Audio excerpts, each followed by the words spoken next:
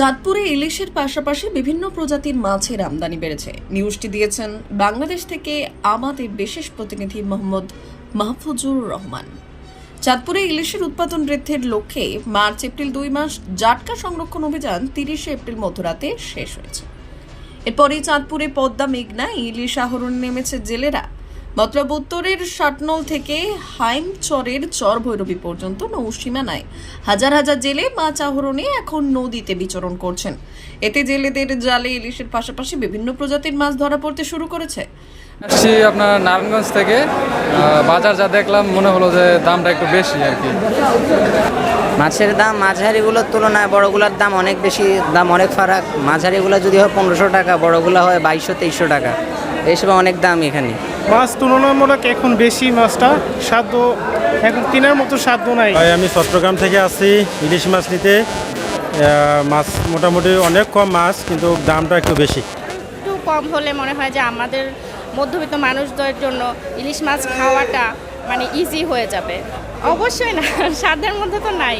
এত দামি মাছ আমাদের মধ্যবিত্ত মানুষের সাধ্যের মধ্যে কিভাবে থাকে? বৃহস্পতিবার সকাল থেকে দুপুর পর্যন্ত চাঁদপুর মাছ ঘাটে গিয়ে বিভিন্ন মাছের আমদানি দেখা গেছে।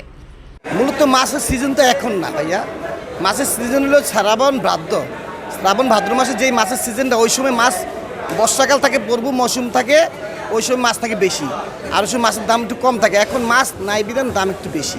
বর্তমান তো প্রায় 2 মাস আমরা অভিযানে ছিলাম। অভিযানের পরে আজকে ঘাট খুলছে। ঘাট খোলার কারণে এখন মনে করেন দেখা যায় নদীতে মাছ নাই।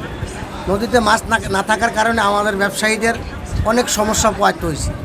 যেমন দেখা যায় আজকে সারাদিনে ওই ঘাটের মধ্যে যেই জায়গার মধ্যে মনে করেন মনকে মন মাছ আইতো, 600 মন মাছ আইতো, ওই জায়গার মধ্যে সারাদিনে মনে করেন এখন মাছ আইছে পুরো হয়তো 8-10 মন। 8-10 মন মাছে তো কিছুই হয় না। এখন 1 কেজিগুলো মাছগুলো মনে করেন 2500-2600 টাকা কেজি বিক্রি হইতে আছে। এবারে 500-700 গ্রাম মাছগুলো মনে করেন 1500-1600 টাকা কেজি বিক্রি হইতে আছে। মাছ নাই, এ কারণে দাম বেশি। কারণ যেহেতু খাওয়াই না, লোক বেশি, মাল কম, তে অভাব থাকবে। নদীতে এখন মাছ নাই। নদীতে মাছ না থাকলে তো আমাদের কিছু করার নেই। নদীতে মাছ থাকলে তো আমরা মাছ পাইতাম। জেলেরা তো নদীতে গেছে, কিন্তু যায়া তো জেলেরা জাল ফালাইছে, ঠিক আছে, কিন্তু মাছ তো নদীতে নাই। মাছ স্বল্পতার কারণে মাছের দাম অনেক বেশি, আকাশচুম্বী দাম। যার ধরুন ক্রেতারা আসতেছে, মাছ দেখতেছে, তাদের মেজারমেন্টে আসে না বা তারা কিনতেছে না, কিনে যাচ্ছে।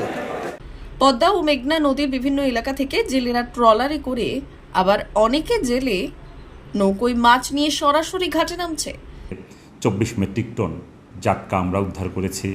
তাছাড়া 353টি জেলে নৌকা আমরা উদ্ধার করেছি। আমরা মনে করি যে অন্যান্য বছর আমরা যেভাবে অভিযান পরিচালনা করেছি, এবছর তার চেয়ে অনেক সফলভাবে আমরা অভিযান সম্পন্ন করতে সক্ষম হয়েছি। আমরা বিশ্বাস করি যে এবছর এত ভালো অভিযানের ফলে নদীতে ইলিশের উৎপাদন বৃদ্ধি পাবে। ব্যুরো রিপোর্ট, উত্তরের প্রহরী।